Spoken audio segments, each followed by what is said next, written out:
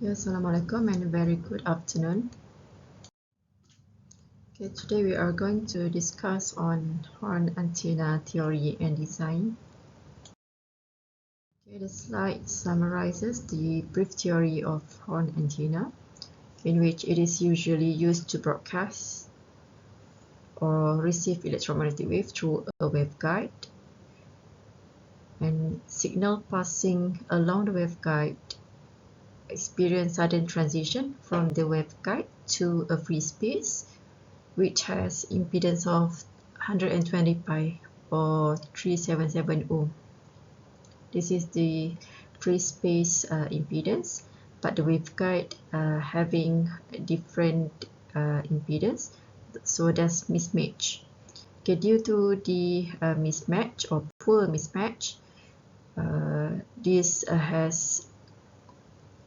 causes the signal to be reflected back along the waveguide in a standing wave mode. Alright, so therefore to improve the condition, the flare or tapered structure is introduced.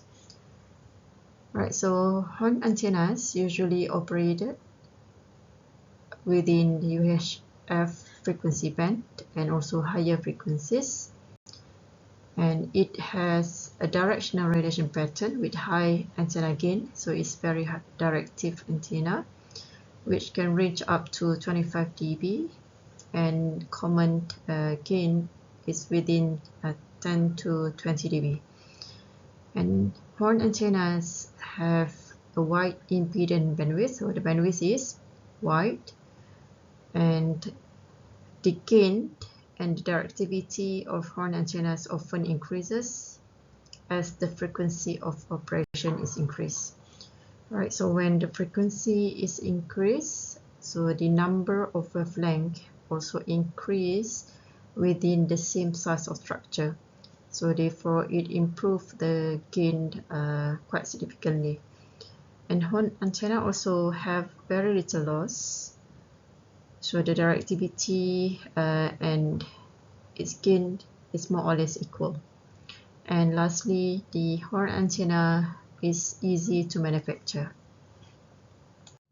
Okay, the slide shows a typical expand pyramidal horn, which having the dimension of A multiplied by B, the length and the width, and also the opening of the flare.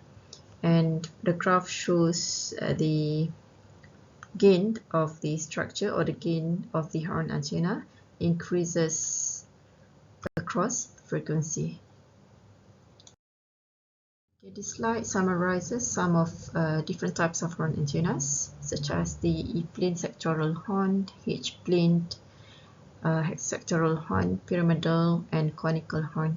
So the brief description of these three types of horn antennas are as shown. Alright, so the E-plane, when the antenna is oriented vertically, and the cross section can be seen vertically as well, while the H-plane is the horizontal. Okay, when the structure or the field having a cross section across the H-plane. Okay, in this course, we are going to discuss further on pyramidal horn antenna design. So, which the antenna is usually fed by a rectangular waveguide having a dimension of A multiplied by B, and the length of the horn antenna dependent on the width and the length of the structure. Alright, on the right hand side, a sample of simulated fields from the pyramidal horn antenna, in which you can see it's quite peak in the middle. So it's showing that the field is the antenna is very directive, and the field penetration or the propagation of field from the waveguide structure into the flare out to the free space area. So there's some standing wave or reflection at the edge and along the waveguide structure, and the 3D pattern showing that the horn antenna radiates in one direction, okay, quite high in one direction, and very little back lobe and side lobes. Okay, the slide shows the 3D structure of the pyramidal horn antenna, and figure B and C showing the cross-section of the horn antenna in E and H plane. So the E plane, when you cut your structure into half or part of it in vertical direction. Okay, so you can see it from here, from the side. So you have B and also this one, okay, for the E plane. Right, for the H plane, you cut it horizontally in this plane.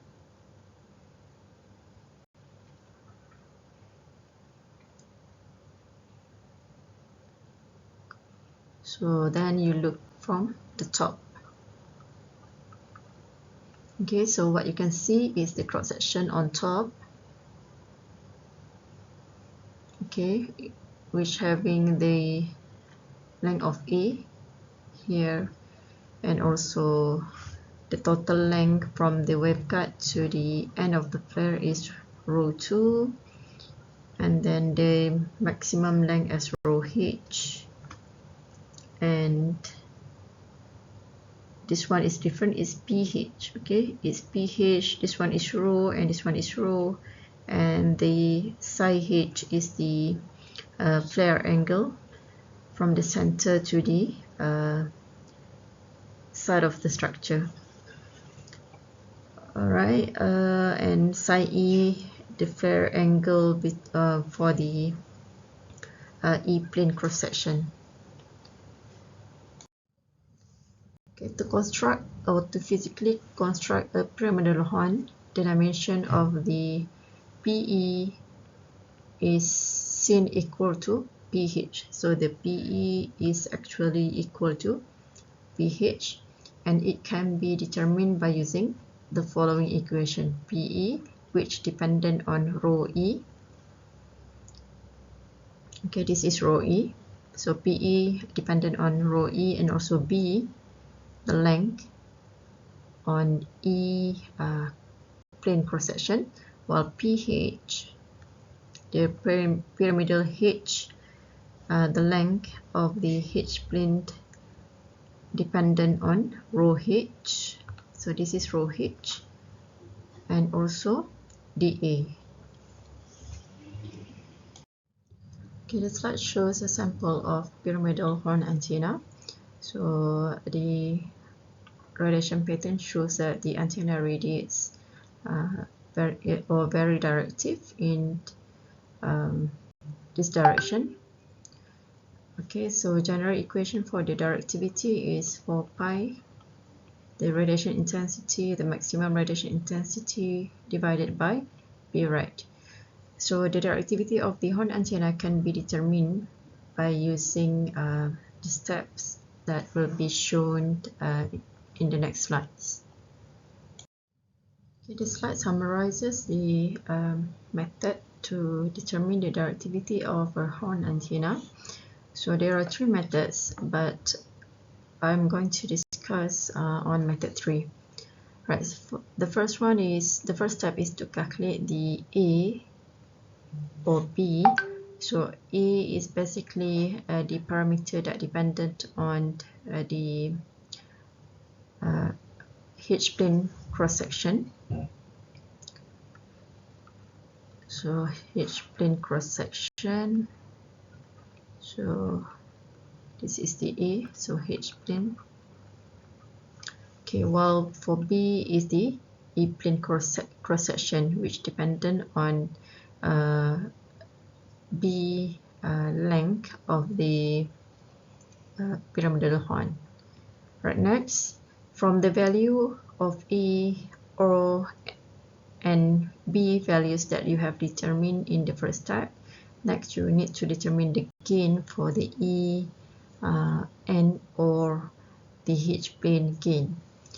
Alright, you can refer to the graph of GE as a function of B or GH as a function of A in order to determine the GE and GH. Alright, but if the calculated A and B is less than 2, so you can estimate the GE and GH by using this following equation. Okay, this equation can only be used when the A less than 2 or the B less than 2. Alright, once you have had the GH and GE, next you will calculate the directivity of the E and H, and lastly the total directivity of the pyramidal horn. So DE, directivity in E plane, is given by this equation, while DH, directivity in H plane, is given by this equation. Alright, so all equations will be provided to you during the exam or any test.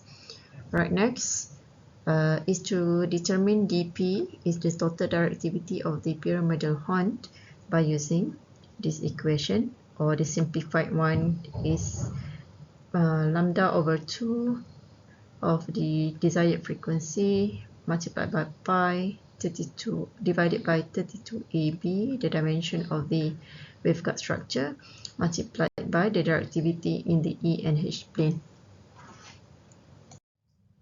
Okay, this is the graph as mentioned earlier in the second step. So the to determine the GE as a function of B. So once you have calculated the B from the first step, then you can get the GE values. Okay, if B values is larger than 2, but if it is less than 2, then you will calculate using GE equation. Alright, same as the GH. Once you have the A, you can project the A values to get the GH, and both GE and GH will be used later to determine the directivity in the E and also H plane. Okay, let's look at an example. So the question asks you to compute the directivity in the E plane DE as the parameters given as shown. Right, so first thing you need to refer to the correct equation. So for E plane, the directivity is given by this equation. So you need to know the GE and also the rho E. So rho E is not given, so you need to to calculate or to determine the rho E. And so in order to get the GE, so you need to determine B, so which dependent on B1. So B1 is given, and again rho E, so rho E is not given, so you need to determine rho E. Alright, so to know the GE, so you need to know the B. If B is less than 2, so you need to you can calculate GE straight away by using this equation. Or if the B is larger than 2, so you need to refer to the graph of GE with relation to A or B. In this case is B. Alright, so first step is to know what is rho E. So since you need to use rho E in B calculation. So from previous slides, the equation is rho E squared equal to rho 1 squared plus B1 divided by 2 squared. Alright, so in this case rho 1 is given, so it's 6 lambda squared plus B1 2.75 divided by 2, don't forget the lambda squared. So your rho E is equal to lambda 36 plus 2.75 divided by 2 squared.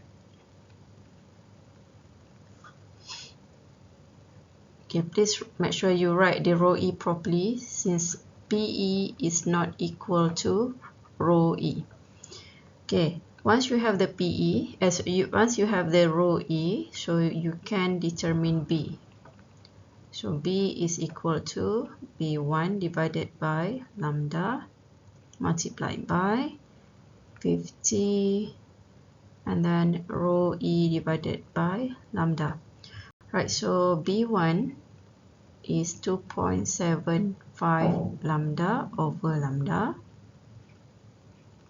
and square root of 50.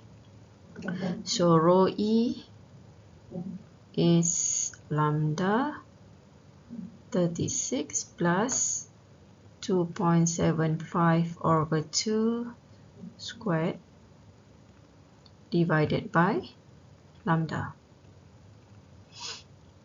Okay, so your B, so lambda and lambda, you can cancel out, so you can get what is the B values. So the B is supposed to be 7.84.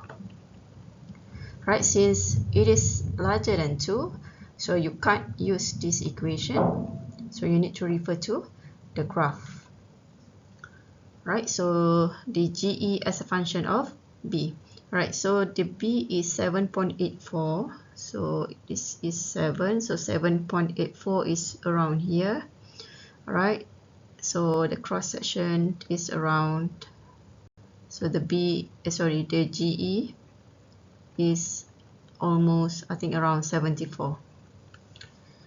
Okay, so once you have the GE, so you can calculate so you know the GE already, so you know the row E, so you can calculate the DE. Alright, so DE equal to A over lambda, so A is given 0.5 lambda over lambda multiplied by GE. So GE is 74 divided by 50 over row E. So row E as similar as before, so it's lambda 36 plus 2.75 over 2 squared divided by lambda. So this is square root. Okay, when it is square root, don't forget to have square root here. Okay, so here also square root to the power of 1 over 2. Okay, so your DE is around 12.9 or 13, something like that. And the directivity may also be stated in log. So it's 10 log of DE. So DE in dB. So the directivity of the E plane is around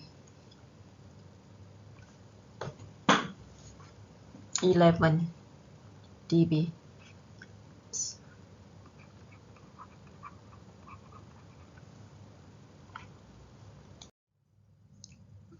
Okay, we have seen the procedures to calculate the directivity of the pyramidal horn.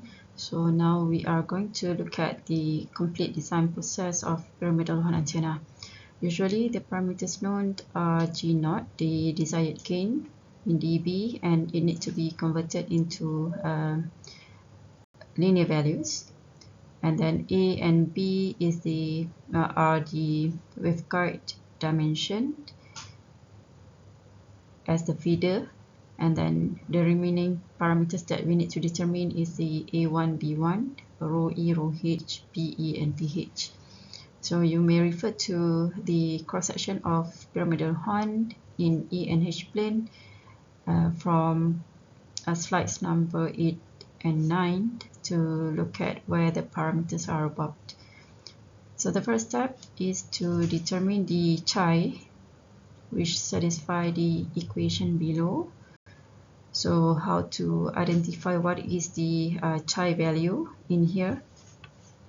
So we may start, or we may begin the calculation by estimating the trial chi values by using this equation, in which we have the desired gain in linear, right? So the desired gain in dB is equal to 10 log of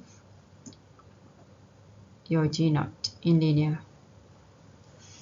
And once you have the G naught, the chi value, the trial values, you may use that chi into this equation and look at the left hand side should be more or less equal to the right hand side values. If it is satisfied, then you may use that chi value for next calculation, for the next step, second, third, and fourth. Or if there's mismatch between the left and the right hand side values, so you need to recalculate or do further iterations until you get the actual chi values. And it is practically, in practical, we will use the software in order to calculate the actual chi value, or else the chi value may be further estimated by using manual calculation. Alright, once we have the actual chi value, alright, so you estimate, first you estimate the chi value, then you include the trial chi value into this equation. If it is satisfied between the left hand side and the right hand side, then you may use that chi values, or else you need to recalculate or do further iterations or further analysis in order to get the actual chi value. Once you have the actual chi value, then you may proceed to step number 2, in which you need to determine the rho E and rho H. Okay, so rho E and rho H is dependent on the chi value. So you can identify, you can calculate the rho E and rho H value. Okay, once you have the rho E and rho H, then you need to calculate the A1 and B1 by using this equation. So all equations will be provided to you during the test and exam. Alright, so the A1 may be calculated by using this equation, and B1 using this. Right, all dependent on the actual chi values. Okay, these are all the actual chi value from the second step. Sorry, from the first step.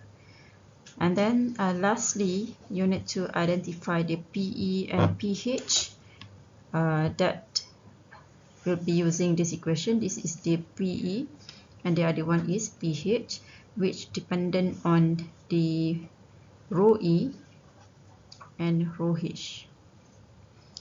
Okay, so rho E and rho H, the equation as shown in slide number 9. So for example, if you have the cross section for the E plane, okay, here is rho 1, here is rho E, here is PE, and here is B over 2, B1 over 2.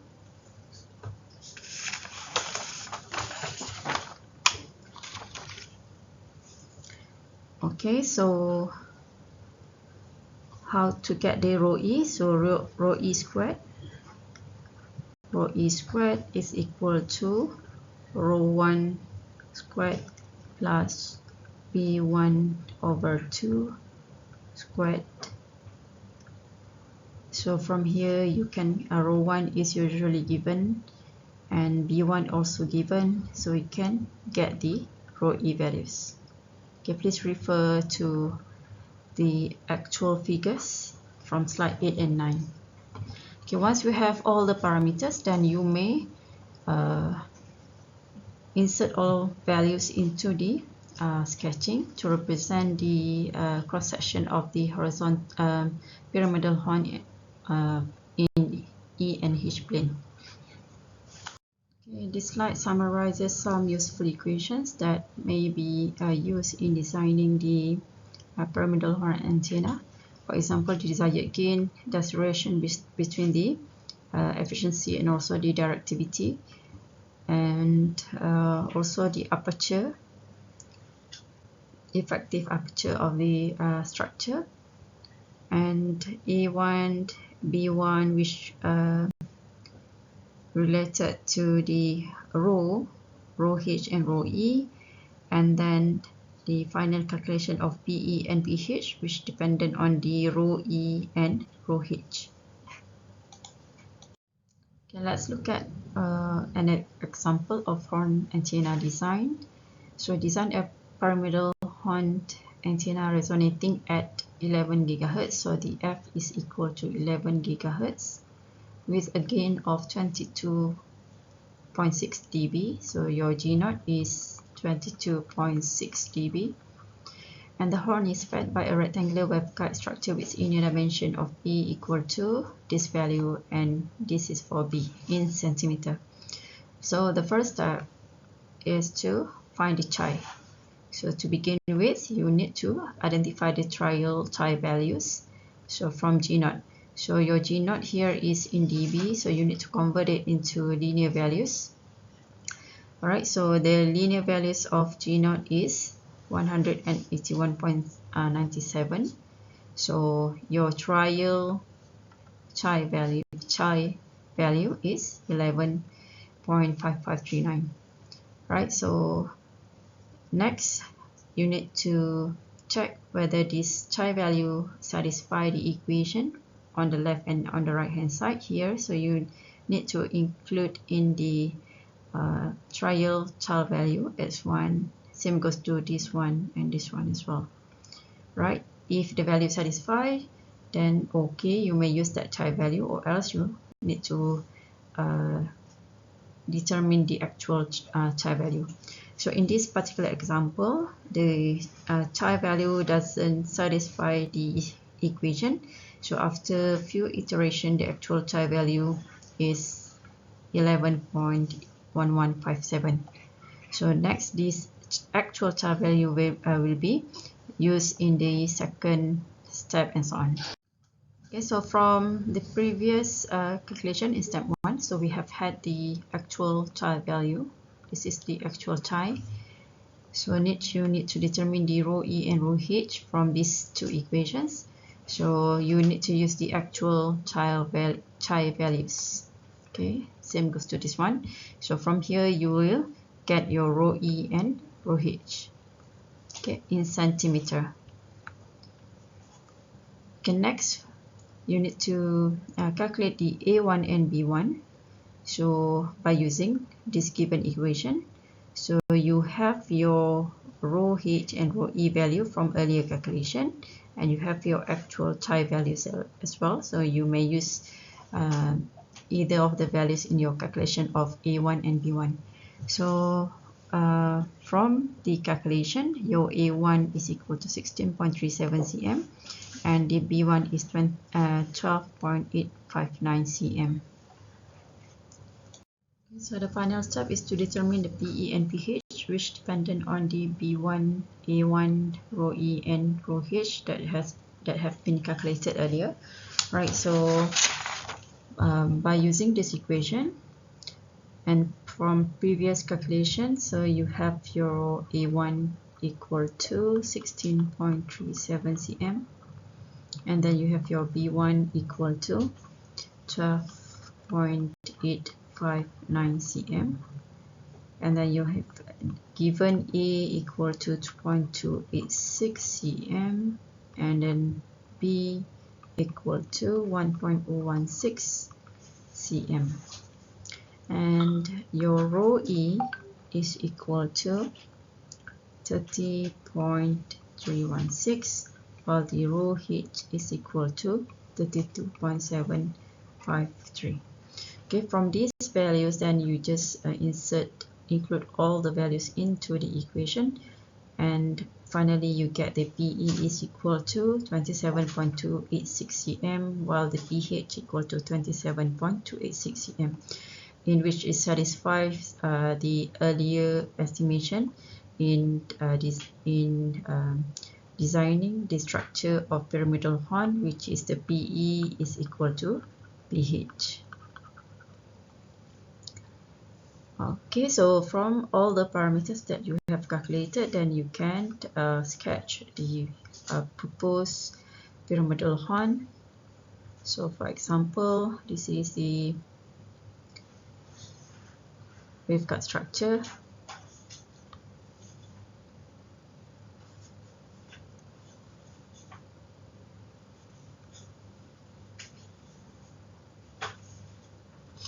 Okay, you have your A and B here, and you can insert in all the values in 2.286 cm, and then B1 1.016 cm, and then you have your horn.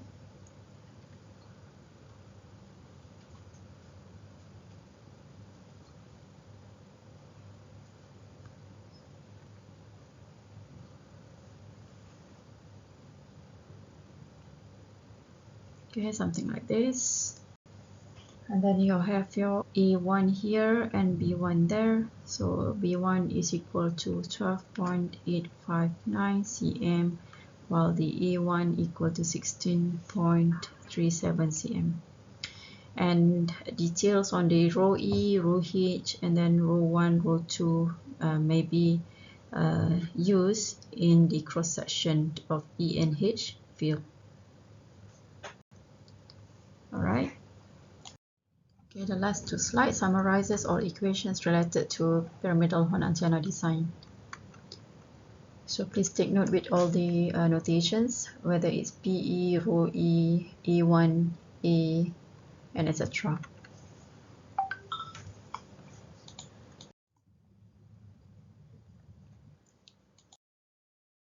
Thank you.